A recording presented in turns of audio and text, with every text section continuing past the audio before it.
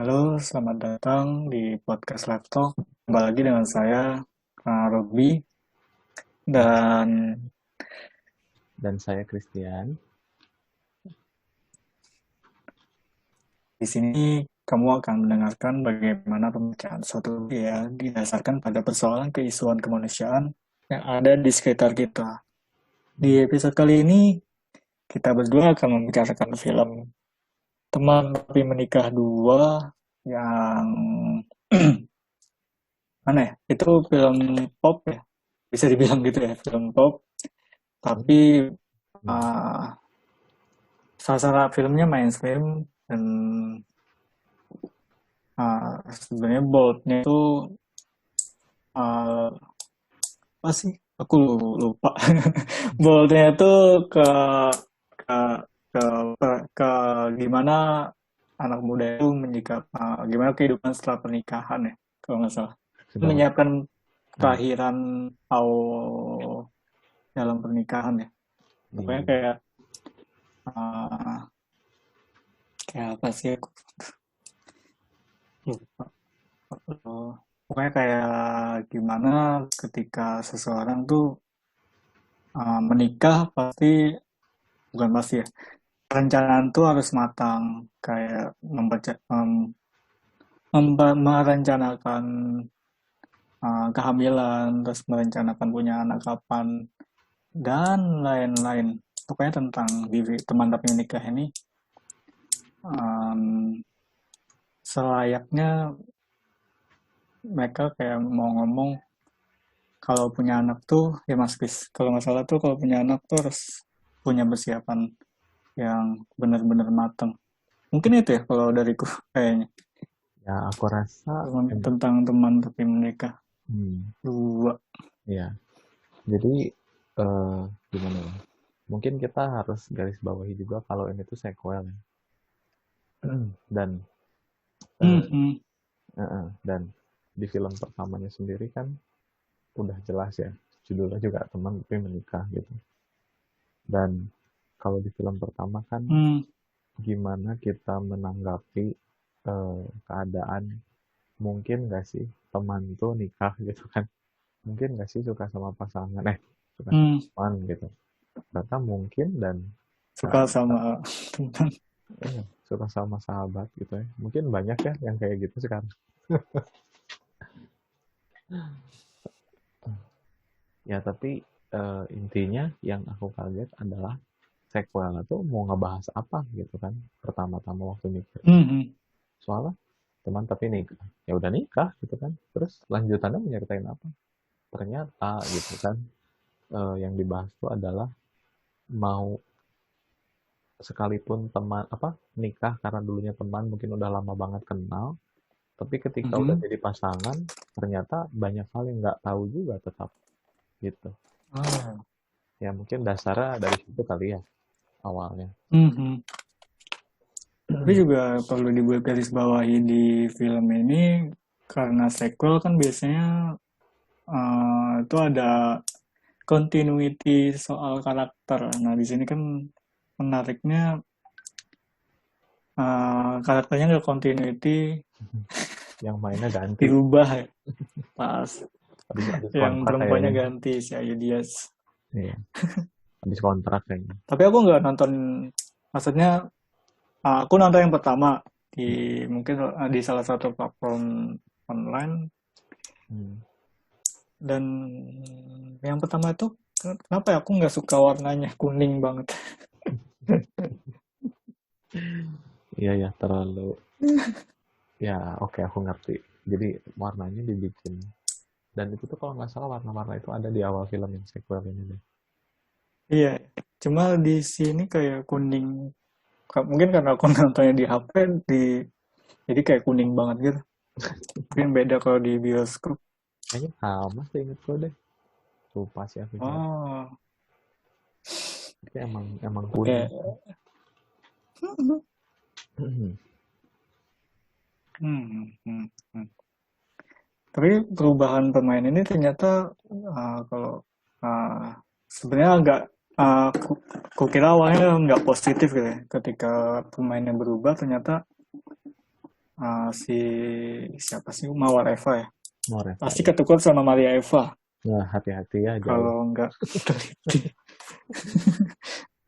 Mawar Eva De Jong yang pernah main Hmm, Bumi Manusia. iya. Dia pertama emang di Bumi Manusia, sebelum itu juga main ya. Sin, Sin ya. Sin, terus apa lagi ya?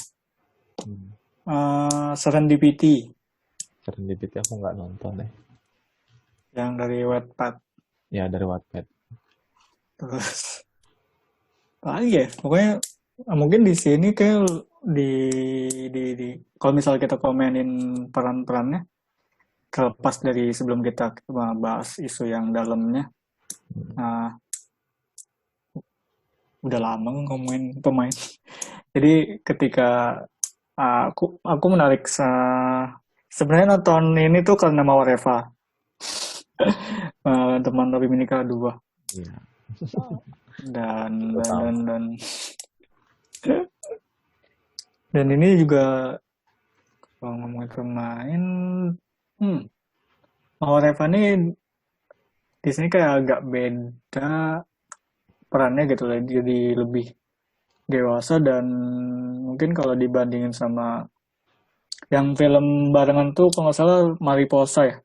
Mariposa Eh, Mariposa tuh setelah 2 minggu sekian gitu ya kalau nggak salah. rilisnya atau gimana? Habis sama iya rilisnya. Oh, rilisnya ya lupa sih. 2 minggu, ya kayaknya mungkin 2 mingguan kali Iya, ya. maybe. Lupa Jadi, juga sih. mm, Kalau dibandingin sama pemain-pemain muda yang lain kayak Zara, mungkin di sini sama Zara. Mari ya. Kalau Reva ini lumayan lebih maju perannya, maksudnya sebelumnya kan dia mainin apa analis dan di sini juga di analis menurutku lumayan. Dan di sini ketika meranin IUDH yang dengan dia bilang ngomong uh, hormon hormon itu menurutku di situ agak cringe, cuma perannya sebenarnya lumayan menarik di sini ketika dia uh, apa uh, ngomong hormon itu kan emang itu sebenarnya kalau dibahas maybe kok ngantul sih jadinya. Pokoknya gitulah. Mm-mm. Ketika ngomongin Mawar, Eva, De Jong, menurutku dia lumayan menarik di sini karena peranin hamil, ketika meranin hamil, terus ketika meranin dia ngambek kayak ibu-ibu hamil, itu itu menurutku agak totalitas mungkin ya Ya, di sini. Dan memang harus di bold perannya di sini ketika meranin Ayu. hmm. Siapa sih namanya? Pit ya? Pit. Mungkin panggilannya kan. Namanya sih ya ayo dia. Eh, Ya itu pokoknya aku kok mau komen Mawar Eva aja sih sebenarnya. Karena dia make upnya tuh kayak nggak terlalu tebel tapi menarik orangnya. hmm. Bara Mawar Eva umur 18 kalau nggak salah kan ya. Terus Iya. sebelum sebelum Mawar Eva kan yang ngeranin tuh Vanessa. Vanessa tuh aku cek 20. Berarti lebih muda Mawar Eva kan. Terus aku cek Adipati Hmm. 28. Berarti bedanya 10 tahun mereka di film ini. Oh. Tapi kayaknya Oh iya. kelihatannya lebih ini apa ya, lebih dominan Mawar Eva sih di sini kelihatannya. Lebih dewasa ya. Iya. Ya karena memang perannya adalah ibu muda yang di satu sisi clueless, apa ya clueless, Hmm. bingung lah gitu. Tapi di satu sisi mau belajar dan ya struggling gitu untuk itu dan aku rasa memang dibilang menjiwai ya karena Hmm. kelihatannya kebanyakan ibu muda juga bisa tergambar dari karakter dia sih. Aku rasa begitu. Hmm. Iya. Ya, si paling itu Ternyata Ronaldo. kakaknya Zara ya. Siapa itu? kakaknya Zara. Ah, Nggak masa? ada yang maksudnya umurnya Oh, tuaan Mawar Eva. kayaknya Zara cuma 16 kali. Iya, Zara kan belum lulus Iya, Zara, SMA. eh? Eh? Zara kan Zara belum, 16. iya, belum lulus Oh, Zara SMA. belum lulus SMA. Iya, Wah, 16 kan belum lulus kali. walah. Bukan itu Jilid, ngomong gitu kan jilid, bilangnya. julid. Ya, ini jadi ngomongin ini lagi. Ya udah, oke. Paling langsung filmnya aja. Ah, boleh, boleh. Mungkin Jahat. di apa yang mau di bold. Tapi kalau aku sih boleh itu sih. Sebenarnya ini tuh menarik banget ketika dia ketika film ngomongin pernikahan. Ini mudah nggak sih? Aku nggak baca buku ya so. Ya aku juga nggak baca bukunya sih. Cuma kan, Tapi kayaknya memang pernikahan muda gitu ya, pasangan muda dan nggak terlalu tua-tua banget itu. bentar, kalau teman tapi Sepertinya. kalau teman tapi menikah yang pertama memang ada buku. Aku nggak ingat kalau yang kedua ada buku sih. Mungkin ada mungkin. Kayaknya sih. Oh ada. Ternyata ada. Aku pikir nggak Iya. ada gitu. Ternyata ada. Ya. Tapi kalau dari bukunya,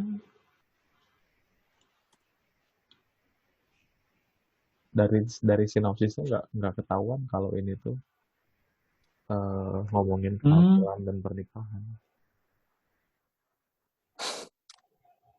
berarti mungkin ini kayak adaptasi bebas gitu ya, ekranasi bebas. Mm-mm. Dan nggak terlalu berpaku sama buku. Mm-mm. Ya nggak tahu sih isi bukunya mungkin ngebahasnya sama, cuma kan lebih ke maksudnya ya selling point kali, marketing.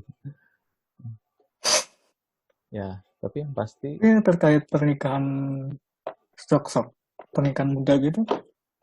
Memang kalau kita ya pernikahan muda terkait tentang perencanaan-perencanaan di dalam pernikahan lah ya. Karena di film ini juga waktu awal kalau nggak salah um, uh, si Ayu ini kalau nggak salah juga nggak mau punya anak dulu, dia mau, yang aku ingat, dia tuh mau jalan-jalan dulu, terus mau oh, keliling dunia dulu kalau nggak salah, kayak ya impian pasangan-pasangan muda kalau menurutku ketika mereka ingin ketika menikah, kadang-kadang mereka ingin nggak mau punya anak dulu, tapi kadang-kadang ada yang memaksa keadaan, mungkin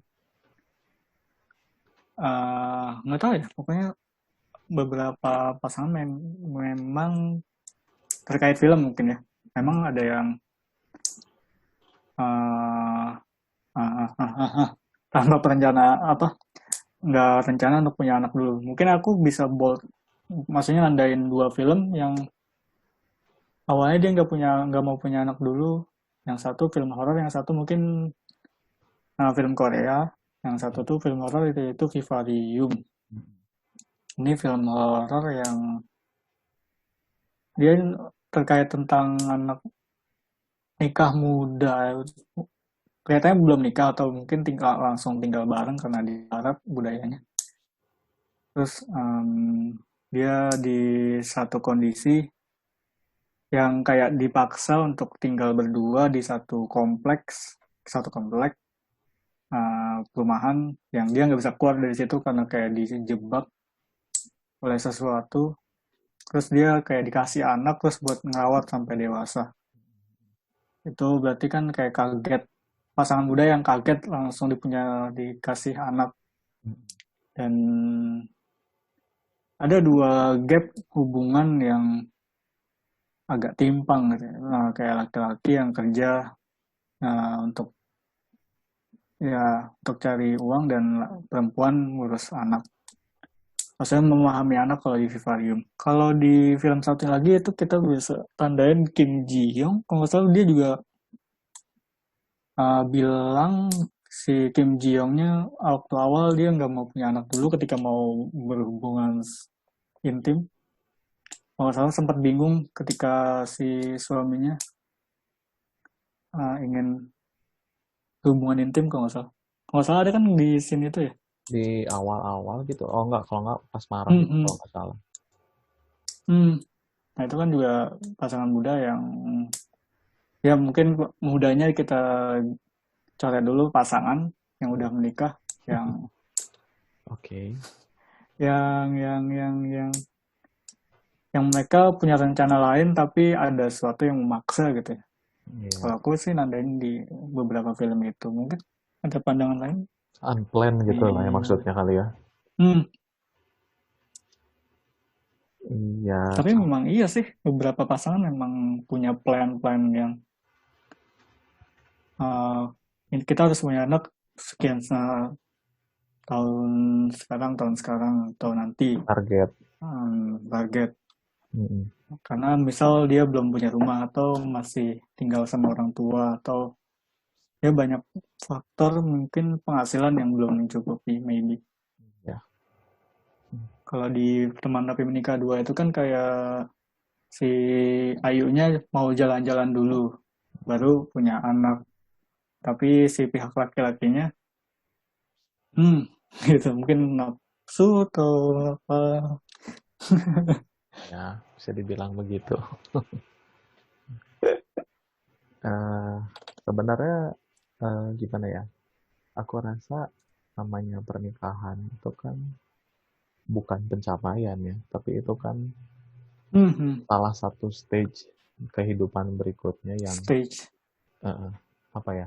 Stage lah. Salah satu stage berikutnya dalam hidup Mem- yang mem- apa namanya?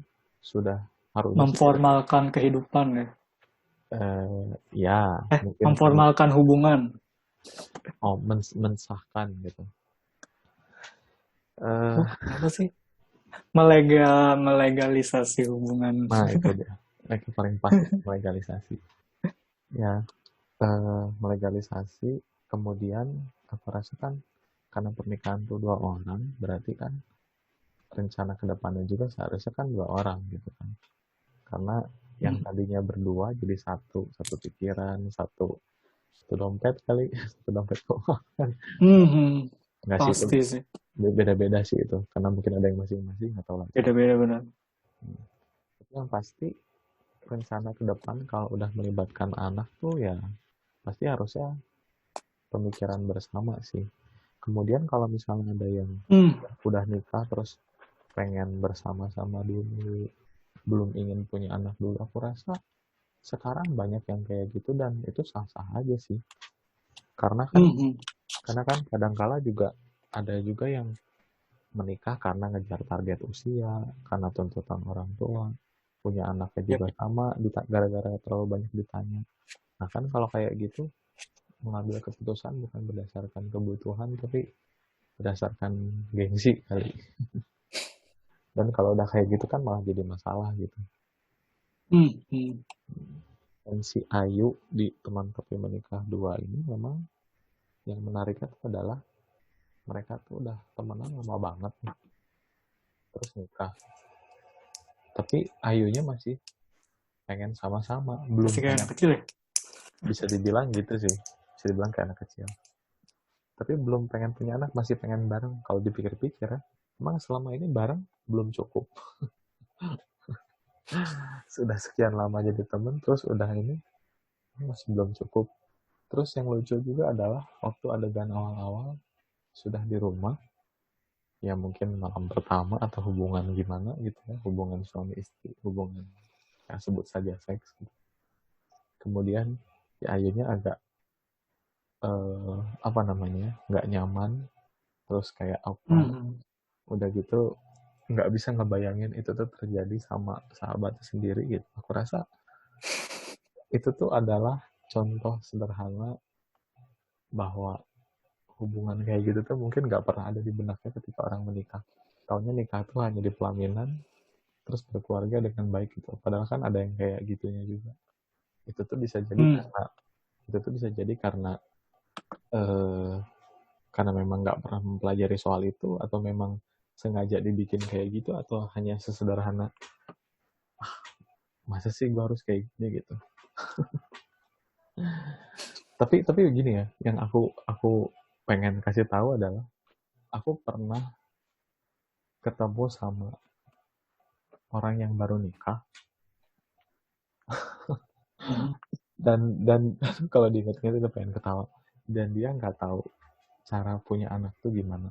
Dia pikir kalau sudah menikah Nah, nanti nanti itu tiba-tiba hamil dan kemudian punya anak. Coba.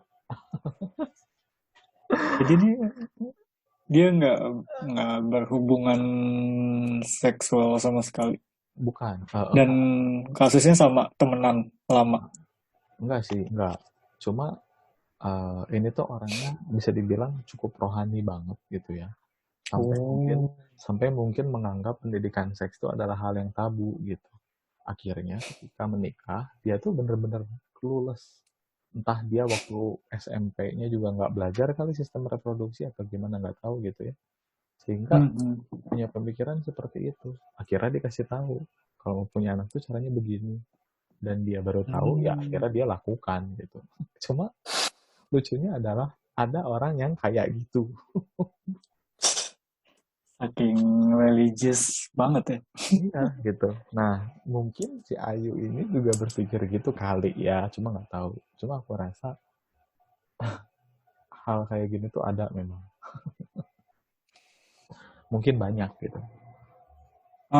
Tapi kalau di film, maksudnya di film Teman Tapi Menikah kayak cuma Ayu mikirnya, wah ini teman gue masa apa tidur bareng berdua gitu ya. Mungkin pas masa temenan kayak nggak bisa tidur, maksudnya nggak sampai tidur bareng dan sekasur dan lalu berhubungan Ya. seksual. Hmm. Mungkin kaget kali ya, kayak problema-problema uh, pengantin baru kan kalau nggak salah ada salah satunya, apa? Aku bukan orang yang udah nikah, maksudnya dengar-dengar cerita temen ketika setelah nikah mereka kayak dor kaget, apalagi kalau nikah sama temen kayak masih nggak nyangka kalau dia itu nikah sama temen dan tidur Bareng. bareng. Iya. Dan mereka tuh shocknya sampai seminggu 2 minggu gitu. Hmm. Sama sih kayak di film juga dibahas ketika ya itu tadi pas awal scene kan kayak masih kaget gitu kan si Ayu kaget. Tapi di nama adipatinya siapa sih lupa. Dito percussion. Dito Dito kayak nggak kaget-kaget banget digambarin di film. Ya kalau laki-laki mungkin gitu kali ya, nggak tahu. Kayak Ya langsung gas gas gas gitu. eh, mungkin momen yang ditunggu kali, bisa jadi wajar lah. Ya, tapi yang menariknya lagi adalah ya mereka jalan hubungan aja gitu kan, tiba-tiba punya anak dan kaget gitu. Aku berpikir kagetnya itu ya karena memang tidak teredukasi sih. Aku berpikirnya gitu. Tuh Maksudnya, edukasi iya, pernikahan bener sih. iya maksudnya kalau udah berhubungan tanpa, katakanlah tanpa tanpa kontrasepsi Alat dan pengaman. segala macam alat pengaman, kemudian kaget hamil ya gimana ya? Aduh gitu. Emang kalau kalau berhubungan kayak gitu dapatnya apa, gas 11 kilo kan enggak gitu. Yes. Yang ada tuh kehidupan Alat-alat baru perkusi. pasangan. Iya, gitu kan. Dan dari situ mungkin bisa dibilang konfliknya dimulai gitu kan. Ternyata Hmm. ternyata si Ayunya berinisiatif untuk membeli buku, cari info kehamilan tuh kayak gimana. Cuma yang aku sempat protes adalah dia cuma nyari info dari satu buku, men, tolong. Aku nggak tahu itu buku mungkin harganya sekian juta, mungkin isinya lengkap banget ya, cuma nggak bisa gitu juga. Iya, padahal orang berprivilege. Iya, Ada iya. Orang ya, orang dengan kelas ya yang iyalah. lumayan tinggi ya, menengah. Iya, Tapi ya, apalagi sampai lahirannya di Bali. Emang murah. Wow. Lalu membuktikan bahwa orang berprivilege juga belum tentu beredukasi gitu kan. Ini tuh yang bikin pemerintah bikin sekolah pranikah. Nah, ya itu mungkin ya nanti ada hubungannya ke sana kan. Iya, dan akhirnya setelah cari tahu lewat buku, ternyata orang menikah tuh kayak gini gitu kan. Cuma aku juga sempat sempat bingung ya, maksudnya film tuh lebih ada sih singkat sih. Cuma film tuh lebih menunjukkan si Ayu tuh tahu lebih banyak dari buku ketimbang nanya sama orang tuanya. Nah, karena yang aku tahu ya, ketika seorang pasangan baru hamil, biasanya orang tuanya yang paling repot, kasih nasihat paling banyak gitu kan. Ya belum tentu benar juga gitu itu tuh gitu. Maksudnya nasihatnya seringkali kan lebih ke apa namanya warisan leluhur gitu. Orang dulu begini, orang dulu begini gitu kan.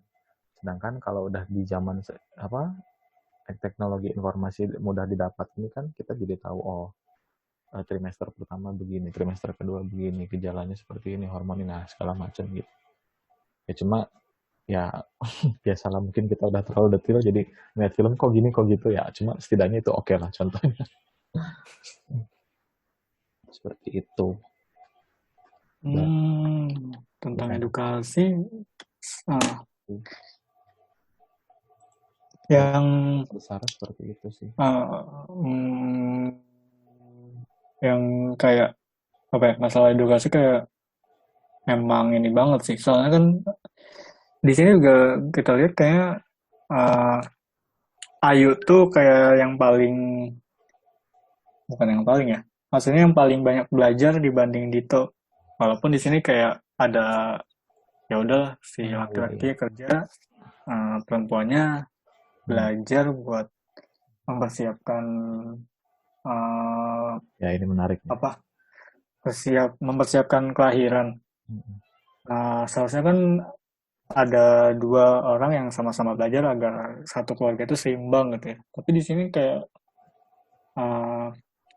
perempuan jadi yang paling cari tahu dibanding laki-laki. Malah laki-laki kayak hanya sebagai yang bikin emosinya Ayu gitu, yang bikin stresnya Ayu malah di sini yang laki-lakinya kayak nggak pernah perhatian, kayak di sini laki-laki tuh belajar by keadaan gitu.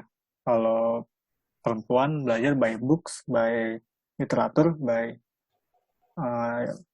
ya kebiasaan sama literatur kayak jalan seimbang. Kalau laki-laki di sini kayak ya dia belajar lewat ya udah keadaan dia, kayak dia di sini kan kayak emosi si Dito tuh, ini Dito apanya siapa sih, Dito Pramono. Bukan. Dito, nggak tahu sih nama asli.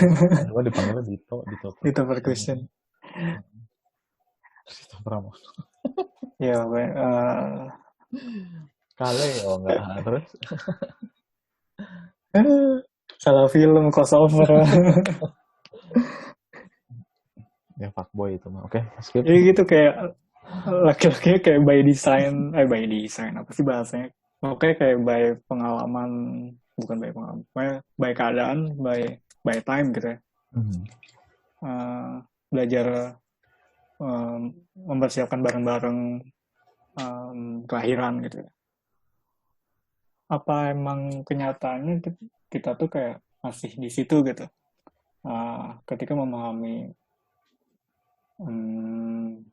keadaan sekitar kita, kayak laki-laki hanya ya udah lepas tangan gitu ya. Perempuan yang paling ngerti sama tubuhnya, sehingga mungkin itu pengembangan romantismenya, tapi ya kita kayak ngeliat ada gap di situ kan, kayak wah iya laki-laki di sini, laki-laki Indonesia mungkin ya memang belajarnya by keadaan, sedangkan perempuan yang paling sibuk mempersiapkan kelahirannya. Iya. Sebenarnya ada satu scene juga di filmnya waktu mereka konsultasi ke apa itu bidan ya kali, aku juga lupa. Mm-mm. Pokoknya di Bidan. bidan kan, terus dibilang bahwa Hmm. eh, kalau istrinya sedang hamil itu tuh suaminya harus mendukung karena Mhm. harus menopang apa segala macam emosi. Nah, itu bagus banget dengan pesan itu, aku rasa. Karena kalau kalau yang kalau kita pelajari benar-benar ya, kan ketika apa hamil itu kan nanti tuh ada cuti kalau dalam pekerjaan. Hmm. Dan cuti Yep. itu nggak cuma maternity leave cuti melahirkan untuk ibu, tapi kan ada paternity Hmm. leave juga untuk ayah. Maksudnya kan ngapain ayah dikasih Hmm. cuti juga gitu kan? Kan yang mau lahiran istrinya. Ya masalahnya kan ya si istri itu kan butuh dukungan emosional, butuh dukungan. Ya lama-lama juga dia nggak bisa apa namanya melakukan segala sesuatu sendiri gitu kan. Dan memang yang tergambar di film adalah si Dito ini memang pengetahuan soal itu nol berarti kan, belajarnya dari pengalaman. Di satu sisi bisa artinya itu tuh berbahaya gitu kan, di sisi lain ya dia memang nggak pernah memikirkan hal itu. Dan aku rasa di Indonesia Hmm. juga kebanyakan memang nggak memikirkan hal itu karena pikirnya eh, ya perempuan kalau eh, mengandung hamil ya gini harus gitu, hanya berdasar ya biasanya gitu gitu tanpa dipelajari. Padahal kalau dipelajari dengan detail itu kan ada masa-masa penting kayak trimester pertama, kenapa tiba-tiba penciuman jadi tajam, gampang mual, ada trimester kedua dan ya segala macam gitu. Dan kalau di filmnya sendiri kan ada masalah waktu kehamilan juga tentang apa bayi yang sungsang. Nah itu juga di satu sisi Hmm. dengan banyaknya informasi kayak gitu, aku nonton itu kayak ini edukatif banget filmnya. Aku kaget gitu. Oh iya bos, tentu. Mm-mm. Yang hormon-hormon itu dia trimester berapa sih? Mungkin Mas Kris lebih tahu. Ya sepengetahuan aku aja sih Karena kan aku. kalau nggak salah belajar ini, belajar memahami, Ya, belajar apa sih? Lupa aku waktu itu bilang. ya, maksudnya pernah banyak baca soal Hmm. apa namanya persiapan kehamilan terus parenting gitu kan. Hmm. Em, yang aku ingat itu adalah pokoknya kalau dalam trimester pertama tuh kadar hormon tuh berubah secara signifikan aja. Jadi Ah. rahim itu kan mulai mendukung pertumbuhan plasenta dan janin tuh di trimester pertama gitu. Jadi nanti si badan tuh kayak otomatis nambah suplai darah untuk bawa oksigen ke janin yang sedang berkembang. Nah artinya banyak indera tuh jadi lebih sensitif kayak penciuman misalnya. Jadi kan ada beberapa kali si Ayu nih nyium bau makanan sedikit yang tadinya biasa aja jadi kayak pengen muntah, mual gitu kan. Mulai. Itu kan karena apa namanya? Karena si inderanya tuh jadi lebih tajam gitu. Dan sebenarnya bisa dibilang juga trimester pertama itu adalah momen paling penting untuk menjaga kehamilan karena risiko keguguran itu paling tinggi di trimester pertama sebenarnya yang aku tahu Oh. gitu. Makanya ketika harus apa periksa ke dokter apa segala macam secara teratur itu tuh memang jangan disepelekan. Kalau ada Hmm. gejala-gejala Hmm. kayak mual apa gitu kan yang pasti kan itu semua kan bisa mulai ketahuan ketika siklus menstruasi normal terakhirnya kapan gitu kan gitu. Hmm. Jadi memang yang aku ingat itu adalah gejala yang paling dominan di awal-awal trimester pertama itu adalah yaitu tadi banyak indera itu lebih tajam khususnya penciuman jadi mudah mual apa segala macam. Nah nanti trimester kedua ketiga tuh udah beda lagi Ah. gitu kurang lebih begitu. Ah. Kalau kalau yang kedua seingat aku tuh mulai mulai kerasa pegal gitu kan kram kaki gitu kan. Hmm. Hmm. Terus mungkin masa-masa mulai banyak ngidam kayak selera makan tinggi gitu kayak masa-masa Hmm. selera makan tinggi jadi kayak ngidam nah kayak gitu. Terus mulai sakit pinggang sakit punggung gitu kan. Terus juga mulai ada Hmm. gerakan di perut gitu kan. Nah itu aku seingat aku itu di trimester kedua. Jadi Hmm. kalau udah lewat pertama sebenarnya udah apa ya kalau nggak salah yang paling berat tuh memang pertama karena kan mual dan hormonnya kan lagi banyak tuh, jadi ketika hormon lagi banyak tuh tiba-tiba sedih. Oh ya, si Ayu pernah bilang di satu scene yang waktu dia marah di kamar, dia itu bukannya nggak bisa ngendaliin diri Mhm. gitu, tapi kan tubuh dia tuh memang lagi begini gitu. Mungkin buat sebagian orang mikir, Lagi begini ya. mungkin buat sebagian orang mikir, masa sih emang kayak gitu banget orang melahirkan? Ya lu cobain aja gimana rasanya. Mungkin bukan tahu. Padahal perempuan tuh seingat aku juga mereka tuh punya toleransi rasa sakit lebih tinggi daripada laki-laki. Tapi mereka masih ngerasain sakit. Ah. Apalagi kalau laki-laki yang ngalamin kan gila ya. Mhm. Ya, aku rasa gitu sih. Gila sih. Banyak hal yang mungkin buat orang nonton awam tuh kayak, ya ampun ceweknya manja banget. Ya, masalahnya bukan itu. Itu memang terjadi secara alamiah dan gimana. Mungkin ada yang kuat, ada yang bisa ngendaliin. Emang alamiah sih. Ya mungkin ada yang kuat yang bisa ngendaliin, tapi Mhm. mungkin nggak banyak gitu. Jadi di satu sisi Mungkin contoh-contoh itu soal ada. marah-marah kayak gitu, Hmm. kita kalau misal bandingin film lagi sih, mungkin ya di, aku lihat di Dua Garis Biru juga mungkin waktu Dara marah-marah juga pada saat masa itu kali ya, ketika Ah, yang kalau nggak salah ada salah satu hmm, scene yang hmm, ya apa ya kayak gini, aku lupa sih, tapi ya, garis besarnya kayak si Dara, ya Zara lah ya, Zara bilang pokoknya yang berantem soal pekerjaan atau kuliah, dan Zara kan di rumah terus berantem sama sama Bima kalau nggak ya, salah. hmm, Nah, di situ kan mungkin nggak dijelasin masa trimesternya, tapi di situ jelas mungkin pada itu mungkin masa-masa awal juga, masa-masa gimana tubuhnya Dara sedang sama kayak waktu, bukan kayak waktu, sama dengan tubuhnya ketika yang ditampilkan di teman tapi menikah dua sama Ayu gitu ya, marah-marahnya. Dan di kalau kita banding lagi dua film ini sama aja, dengan ngomongin laki-laki, dua juga sama-sama, kita berusaha untuk mungkin mempersiapkan kelahiran dengan cara bekerja, tapi ya itu lagi sih, yang belajar itu biasa, ya, yang belajar untuk mempersiapkan, belajar memahami tubuh tuh perempuan gitu, yang nggak ada kontribusi di film kita. Kayak dua film ini kayak nggak ada kontribusi lelaki di di dalam tahap memahami perempuan gitu ya. Ya, asumsi aja sih.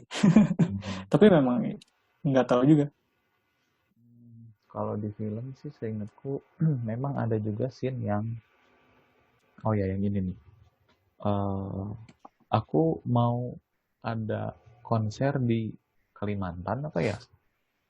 Lupa. Mhm, Pokoknya mhm. gitu Ada mau pergi Kalimantan ke yang kalau nggak salah Kalimantan. bawa nginep juga kan. Nah, terus dibilang aku mau ikut gitu kan. Terus dibilang ah, nggak usah, cuma 3 hari Hmm. ya. Seingat aku juga adalah ini adalah mengapa namanya cuti untuk ayah juga penting karena dalam dalam kondisi trimester Hmm. pertama menjelang kedua sih kalau nggak salah itu tuh memang pasangan tuh memang harus kompak. Maksudnya itu adalah momen ketika si ibu hamil tuh sangat-sangat membutuhkan perhatian dari pasangannya. Karena ketika ikut, maksain ikut, terus udah nyampe, aku mau tidur aja di sini, terus dimarahin, sampai dibilang gila lu ya gitu. Wah itu tuh Oh, sebenarnya bisa dibilang itu jahat. pas banget sih sebenarnya. Ya, bisa dibilang jahat. Ah, Tapi mungkin kenapa dia jahat? Maksudnya jahat dan keras banget sih ini. ya, dia mungkin keras sih, karena dia nggak tahu gitu kan. Sebenarnya kan nggak boleh gitu. Karena Hmm, hmm. kondisi mental si ibu, pikirannya, apa segala macam juga mempengaruhi keadaan kandungan gitu. Kalau orang ibunya stres, bisa-bisa anaknya juga Hmm, jadi hmm. keguguran gitu kan. Kondisi kesehatan ibu hamil Yep. terus harus dijaga secara fisik dan mental yang aku pernah baca sih begitu gitu. Jadi ya memang Hmm. di satu Dan sisi untungnya di sini film kayak nggak nampilin, maksudnya ada salah satu arbiter ya, arbiter atau yang bikin menenangkan waktu Dito marah-marah, kayak temannya kan, kalau nggak salah ada temannya yang oh selalu ngingetin iya iya. kalau toh Mm. hmm, gini-gini loh, kalau istri tuh gini-gini gini. Mungkin karena Dito pengantin baru, jadi mungkin ya, em, ada yang harus eh, mengingatkan dia untuk bertindak. Mungkin Dito ini karakter yang masih apa ya, eh, orang dewasa yang masih mau bebas, pria-pria yang masih mau nggak mau disusahin. Tapi di sisi lain dia juga harus butuh pengingat gitu ya. Jadi ya gitu, soal pengkarakteran lagi sih mungkin di film ini, kayak kayak gitu sih kayaknya. Mungkin Maybe. bisa bisa dibilang juga kasarnya ya, ini nggak tahu pendapatku. Mungkin bisa dibilang juga menyepelekan juga sih, karena eh, karena Hmm. dianggapnya apa hamil mah ya udah aja hamil gitu kan. Lagian gue juga sibuk, ada konser, ada apa. Aku juga masih butuh waktu dengan teman, butuh waktu untuk ini. Cuma kan karena Hmm. unplanned, tidak direncanakan, ya mau nggak mau harus ikut turun tangan akhirnya gitu. Ya balik lagi, Yep. masalahnya adalah soal teredukasi tadi. Nggak tahu nggak ada masalah seperti ini gitu kan. Seperti Hmm. itu. Hmm. Aduh, ya aku pikir seperti itu sih kurang lebih mungkin ya. Terus Hmm. hmm, Yep. Begitu. kalau konflik Nah, lagi? kayaknya paling waktu kehamilan sih enggak sih, kayaknya itu mah memang persalinannya rasanya ini juga ini menarik sih aku rasa. Em, kan ada dokter yang menyarankan untuk sesar, kemudian ada juga yang Hmm. mereka Hmm. sisi aja Yang enggak. dan ditaunya bersikeras nggak mau Ah. di rumah sakit atau nggak mau sesar. Nah, aku yakin ini juga Hmm. mungkin tidak menjadi apa ya, ini bukan hal yang mungkin banyak diketahui orang gitu. Ketika ada pertanyaan, mending lebih baik di sesar atau lahir sendiri, lahiran biasa normal. Sekarang kalau lahiran normal biasa, apakah di rumah sakit atau di bidan, lebih baik mana gitu kan? Atau mungkin sekarang tuh banyak banyak cara, ada Hmm. terapi, ada pakai terapi, ada yang pakai hipnoterapi, katanya sampai bisa melakukan persalinan tanpa rasa sakit. Nah, yang kayak gitu tuh benar atau tidak? Nah, itu tuh di filmnya lumayan tergambar. Karena kan kita lihat ada rumah sakit yang menyarankan sesar, tanggalnya bisa diatur, terus nawarinnya tuh udah kayak marketing gitu, kayak bisnis. Dokternya tuh nyaranin sesar karena Oh satu, iya ya, ini agak lucu sih emang. karena sesar di satu sisi ya lebih untung buat rumah sakit, pasti buat dokternya, karena lebih menguntungkan karena bayarnya juga lebih mahal kan. Jadi fenomena Hmm. apa tuh, tanggal cantik, akhir tanggal cantik kayak gitu-gitu kan. Mungkin nanti kalau berapa tahun ke depan di tanggal-tanggal cantik ini anaknya ulang tahunnya pada barengan gitu kan, repot kali ya. Mereka satu kelas di sekolah misalnya ulang tahunnya rame-rame gitu, karena lahirnya semua tanggal cantik gitu. Aneh juga gitu. Tapi yang pasti aku sih, menurut yang aku baca ya, memang sesar atau lahiran normal itu tergantung kondisi si ibu sendiri sih, seingat aku. Jadi apa ya, Hmm. pinggang Hmm. Hmm. pinggang atau apa gitu ya, mereka tuh pasti akan terus diperiksa. Kalau misalnya tubuhnya ada kemungkinan tidak kuat untuk melahirkan sendiri, ya disarankan sesar. Tapi kalau misalnya lebih kuat sendiri, ya disarankan tidak usah sesar, seperti itu sih. Itu mah nanti dari dokter Hmm. Hmm. kandungan yang akan menyarankan gitu. Kemudian lahiran sendirinya apakah lebih baik di rumah sakit atau di bidan? Nah, kalau yang di film itu tuh sebenarnya bukan bidan yang apa ya, mungkin lebih ke bidan juga sih, cuma kayak lebih ngerti soal terapinya, ada terapinya gitu sih. Yang aku tahu juga adalah sebenarnya memang nggak harus di rumah sakit sih. Karena di rumah sakit itu menurutku ya, ini nggak tahu sih gimana orang-orang. Kalau menurutku di rumah sakit itu adalah perawatnya kan tidak hanya ngurusin kita doang. Jadi kitanya harus standby tapi harus manggil bolak-balik gitu. Sedangkan kalau di bidan itu kan bisa di rumah, bisa di tempat bidannya gitu kan. Aku pikir perhatiannya akan lebih terfokuskan pada kita gitu. Pada keluarga kita saat itu, pada pasangan kita saat itu gitu. Pada ibu hamil yang ya itulah maksudnya. Yep. Sehingga kalau menurut saya pribadi gitu ya, lebih baik dengan bidan sih. Karena mereka juga mengerti spesifik gitu kan harus gimana. Ketika bayinya sumsang apa segala macam sampai memberitahukan resikonya kalau tetap lahir dengan kondisi gini apakah ibunya selamat atau tidak. Nah, aku pikir kalau ditarik dari ke belakang gitu ya, ya menikah tuh punya anak tuh adalah urusan hidup dan mati sebenarnya. Kita berpikir semuanya baik-baik aja, sehat gitu kan, pengen punya anak gini-gini. Tapi kan 9 bulan mengandung tuh waktu dan perhatian kita pasti harus dibagikan ke pasangan. Harus full, harus dibagi ke ini. Iya. Kemudian waktu mau lahiran, nah, apakah kalau terjadi sungsang seperti ini, kemudian resiko yang ada yang meninggal gitu, entah bayinya atau ibunya atau ya sebenarnya itu memang apa ya, ini tuh hal yang berat gitu. Maksudnya jangan kita menganggap enteng kalimat pengen punya anak gitu. Tidak semudah yang dibayangkan gitu. Pengen punya anak terus.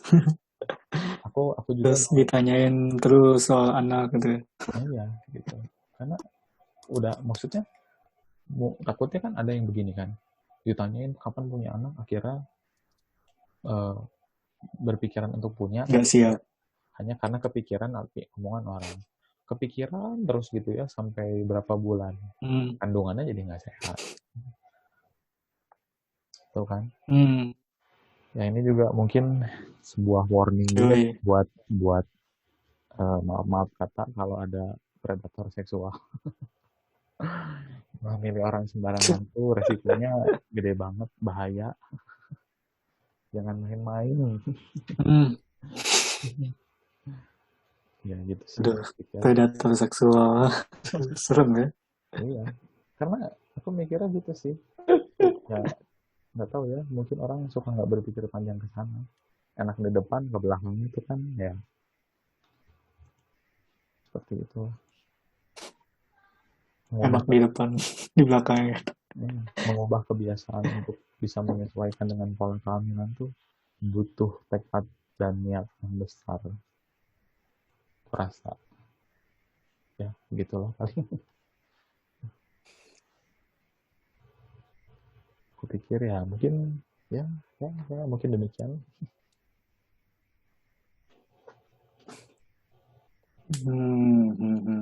Hamil. Tapi ya nggak semua orang juga ini sih peringatan buat kita semua. Bukan kita semua sih. Maksudnya yang belum nikah atau yang mau nikah atau remaja yang libidonya tinggi ya itu sih. Sebenarnya kayak film ini kayak peringatan lagi ya. Ya. Peringatan dan potret gimana persiapan untuk punya anak tuh kayak penting gitu. Membicarakan punya anak tuh kayak penting banget di sini kayak di teman tapi menikah. Karena ketika hamil banyak yang berubah gitu ya. Dari pihak suami, istri, dan juga ya karakter suami pas banyak yang berubah ketika masa-masa hamil ini ya kayak gitu kan. Di sini kayak memotret itu sebenarnya. Iya. Di satu sisi juga memotret bahwa sedekat-dekatnya kita atau mungkin sekenal-kenal kita dengan pasangan, ketika udah menikah tuh mungkin masih ada hal yang kita belum tahu gitu. Karena kan Hmm, iya, waktu awal-awal betul. nikah juga kan si Ayu bebersih rumah, si Dito masih tidur, terus dia Hmm. bebersih dengan vacuum cleaner. Ah, ah, ah. Bangun ya udah jam segini gitu kan. Itu kan kebiasaan kecil yang sebenarnya kalau di apa namanya diperbesar masalahnya jadi memicu KDRT kali ya gitu. Masalahnya Hmm. sepele gitu. Pagi-pagi udah bersih-bersih ini masih tidur kayak gitu gitu. Ya kan kalau nggak salah ketika di rumah keluarganya sempat mereka agak agak chaos gitu kan berdua, nggak chaos sih, maksudnya agak agak saling nyindir ya. Oh iya, ya karena ternyata udah nikah, ternyata aku baru tahu ya dia kayak gini. Padahal mereka udah temenan Iya, lama banget gitu. sifat-sifat aslinya keluar. Iya. Jadi aku aku berpikirnya ini kalau baru nikah nonton ini tuh ideal banget sih, bagus banget. Jadi Mhm. jadi bisa belajar banyak Salah hal. satu potret ideal bikin perencanaan ke depan gitu ya sebenarnya, entah itu pernikahan ataupun tentang mempersiapkan kelahiran. Iya. Ya minimal kehidupan sesudah menikah aja kayak gimana. Jadi ada gambaran lah. Bagaimana Mhm. bagaimana kalau tidak eh, tahu soal informasi soal kehamilan atau ya banyak hal yang seperti itu. Hmm. Hal-hal yang biasanya bikin kita kaget. Yep, Ya, yep. mungkin baik laki maupun perempuan sih. Perempuan. Kalau karena kan Oke. biasanya kita cuma dapat pesan dari orang yang lebih tua. Kalau sama yang lebih muda jangan ngomongin soal apa hamil dan lahiran misalnya. Nanti kebayang sakit jadi nggak mau punya anak ya itu mah mitos lah, kurang-kurangi lah mitos ya itulah. Kurang-kurangnya mitos. Apaan tuh?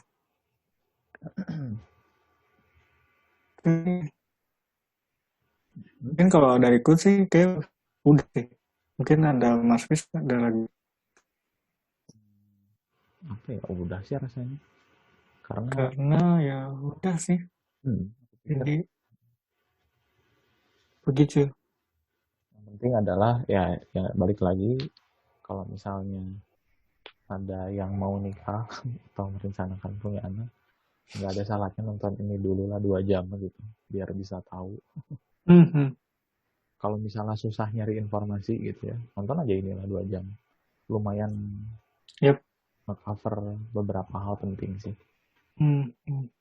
ya gitulah paling. Dan juga ya ketika mungkin ini sebagai close statement kali ya. Mhm. Ketika mempersiapkan pernikahan, misal kalau nggak mau ke sekolah pranikah, kalau di Islam, kalau di kita ada Kementerian Agama mau mewacanakan sekolah pranikah, atau ya kalau nggak mau ke sekolah pranikah ya nonton film yang cara paling tepat sih sebenarnya. Kalau nggak mau baca buku juga.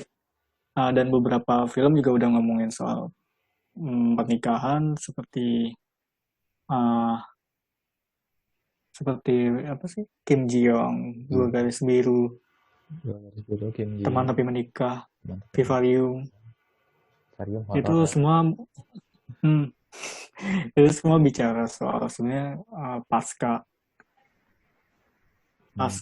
kalau Dua Garis Biru bukan nikah, udah nikah sih, cuma cuma belum duluan. Semua film itu ngomongin pasca nikah dan mempersiapkan gimana ketika punya punya tentunya ya, mempersiapkan pernikahan lah pokoknya mempersiapkan apapun sebelum kita punya anak, sebelum nikah, karena kehidupan yang dihadapi setelah nikah itu pasti bikin kaget-kaget, maybe, Karena pengalaman karena dari yang orang harus tua beda disiapkan sih. uh, dari nikah itu apa, mental dan psikologis. Ya, Maybe lagi. ya mental, lebih ke mental sih. Ya, informasi juga sih. Karena yang harus diingat juga adalah pengalaman setiap orang tuh beda. Jadi kita bisa cari tips dari mana aja, tanya siapa saja, boleh, bagus.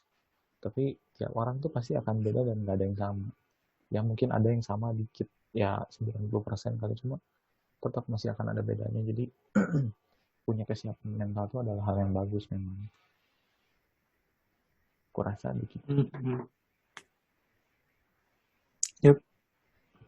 Jadi yang di rumah uh, kita mau closing. Anjir, kaku banget. Pokoknya kita mau closing dan ini kita mau ngingetin sebenarnya harusnya di awal kita ngingetin di akhir, jangan lupa cuci tangan di akhir. Jangan lupa cuci tangan Jangan lupa cuci dan tetap jaga tangan, kesehatan. tetap jaga kesehatan, jangan keluar kalau nggak penting banget. Yep. Supaya kita Dan bisa kita berdua segera keluar pamit. rumah lagi. Bisa keluar rumah, bisa kerja lagi. Ya, betul.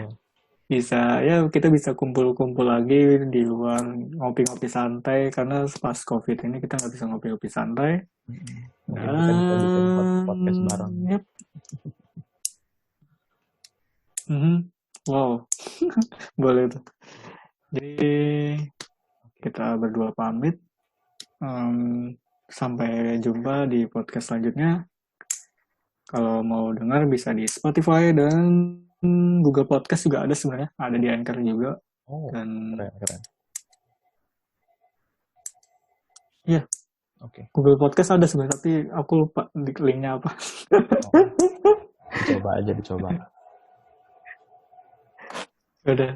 Bye. Selamat Terima kasih. malam semua. Selamat malam ya kita. Bye. Selamat malam juga. Makasih yang udah mendengarkan. Terima kasih.